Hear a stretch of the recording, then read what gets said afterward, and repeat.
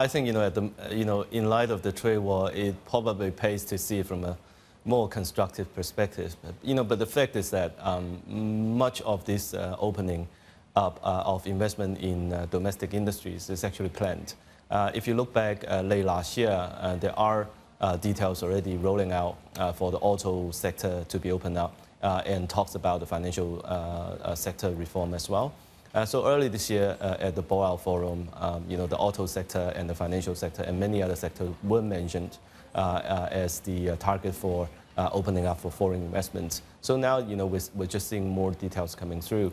If you look at the market's reaction towards this news, the market seems to be underimpressed, and also some of the sectors, for example, auto sectors that is going to be opened up for foreign investments is actually underperforming substantially this year relative to the overall markets.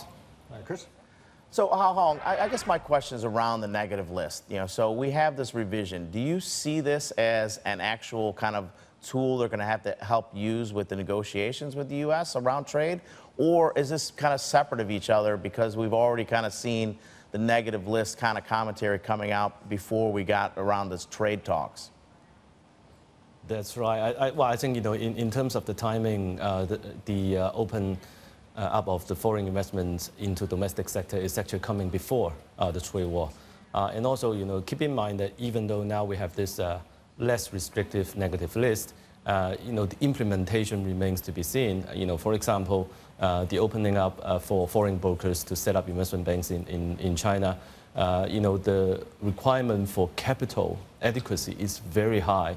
A foreign broker needs 100 billion yuan worth of assets to be able to eligible to register to invest in the Chinese domestic investment banking sector.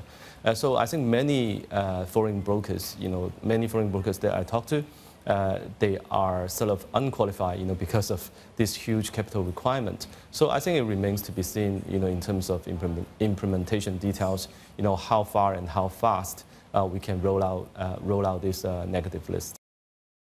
Still watching? Perfect. Click here to watch another great video from CNBC International. Oh, and don't forget to subscribe. Thanks for watching.